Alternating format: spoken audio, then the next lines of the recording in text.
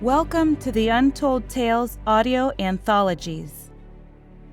Written by Dr. Jeffrey A. Robinson and narrated by Melissa Del Toro Schaffner.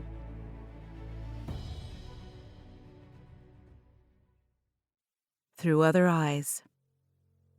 Grandmother had her first stroke when I was still in grade school.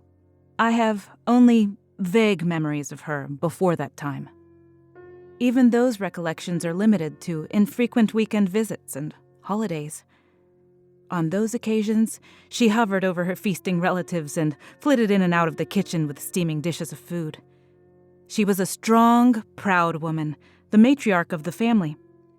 We were never close. I was too young and she was already old. I never grew to know her well and can remember only having one or two true conversations with her. Those early gentle memories were overshadowed by the more vivid episodes of the times that followed. Her first stroke affected that portion of the brain that governs motor abilities. The subsequent ones progressively stripped her of control of her body and her mind. As I grew up, I always remember her recovering from her last attack, as she learned once more to master her own muscles to walk, to eat, or to speak. I was far too young to understand what was happening.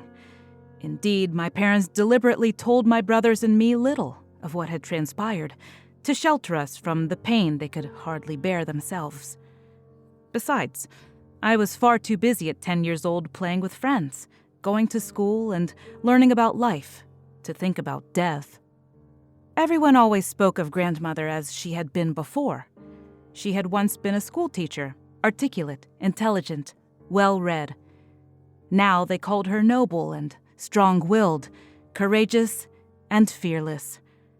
I knew only a crippled old woman who slowly degenerated and disintegrated into something I could hardly consider human. Our visits to her grew less and less frequent. Her condition progressed over the years, but then she lived quite far away, so it was simple to put her out of my thoughts. When grandmother grew worse, she came to live with us. Grandfather was just too old and could no longer give her the care that she needed. My mother was a nurse, so she accepted the task. Out of love and duty, and also guilt. She could not bear to send her own mother off to some hospital or home where she would be quietly and remotely tended by unknown, unseen, and uncaring hands. The tragedy and pain of year after year of crippling convalescence was a burden that affected us all. Grandmother's illness was a constant presence as I grew up.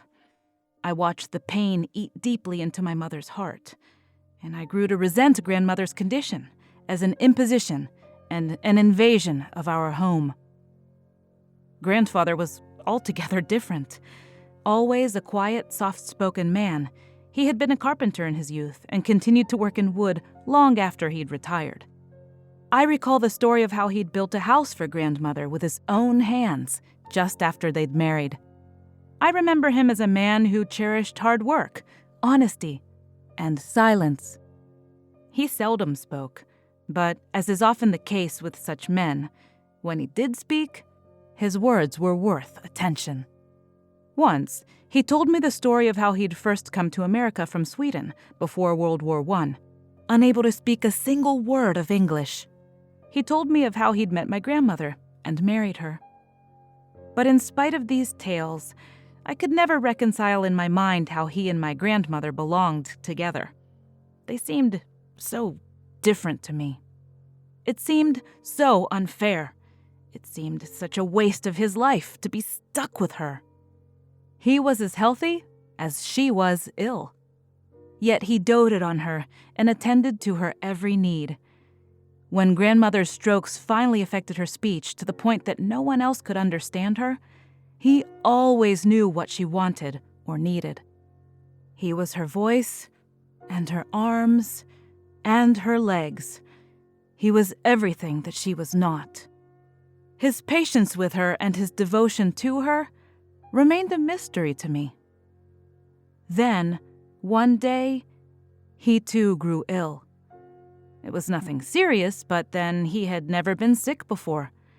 Thus, when he had had to go to the hospital for simple tests, it was an incident that transcended the decade of grandmother's prolonged convalescence. We gathered around him in his hospital room to cheer him up as he sat up in his bed.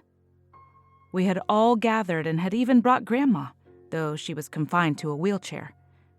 My parents, my brothers, and I joked with him from the foot of his bed. Grandmother, whose mind was virtually gone by then, could not understand what was happening.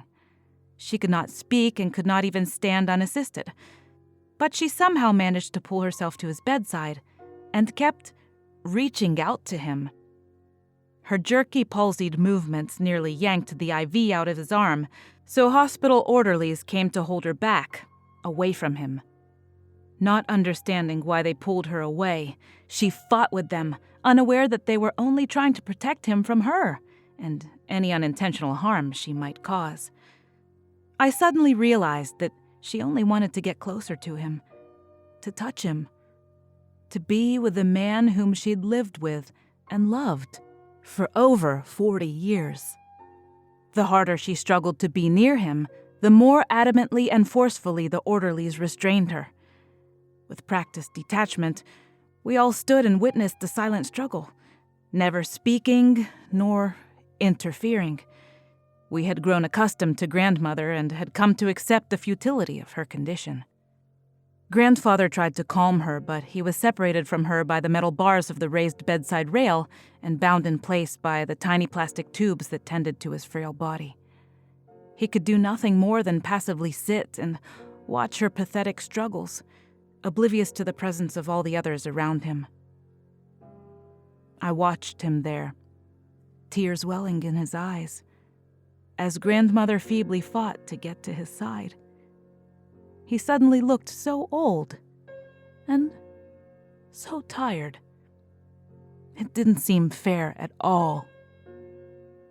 Then, for a moment, for just a fleeting instant, he wasn't an old man anymore. Suddenly, in his place on that hospital bed, I saw him as he had been long ago. Sitting on that mattress in a white hospital gown was a young 18-year-old boy, an immigrant, fresh off the boat from Sweden. I saw him as he'd described himself to me in his stories. I saw a young man, unable to speak a word of English, helpless, abandoned, alone. Moreover, I saw that boy in loving adoration, cruelly separated from the girl he loved. I realized then that he was just as helpless as she was. He was as unable to reach her as she was physically unable to reach him. I watched that young man cry. I felt his heart break, and then the moment passed.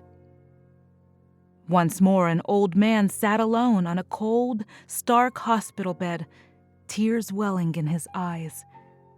But those eyes had become the eyes of a young man, a boy, trapped in a body, aged and old. I saw youth trapped in a prison without a key and realized that he had not forsaken long years of life on a crippled old woman who had lingered too long near death. He had simply continued to love the girl for whom he had built a house so many years before. In the same fashion that I had seen him a moment before, his eyes saw grandmother as she had been so long ago. The love that they'd once shared remained and spanned those long, lost years. Only time had passed. Nothing else of consequence had changed between them. Despite the ravages of time and the cruelty of the years, they remained the same in each other's eyes. I cried and left the room. No one knew why. To this day, I'm not sure that anyone else even noticed. I had discovered that grandfather saw far more with his heart than the rest of us saw with our eyes. Therefore, I could never meet his gaze without seeing those younger eyes. I always saw him as a young boy, peeking out of an old man's face. What I had seen in Grandfather as blind devotion was simply the result of a vision none of the rest of us shared. His love and faith were based on a memory of a reality we could not see. Now that I am grown, I recognize that blind faith is not blind. It simply sees what the rest of us cannot. Grandmother died shortly thereafter, and Grandfather followed her within the year, dying, I know, of a broken heart. His greatest legacy to me, however, is the vision I witnessed that day. That moment forever changed my life. Forever since then, I try to see out of those other eyes. Quote, "What is essential is invisible to the eye. It is only with the heart that one sees rightly." End quote. The Little Prince.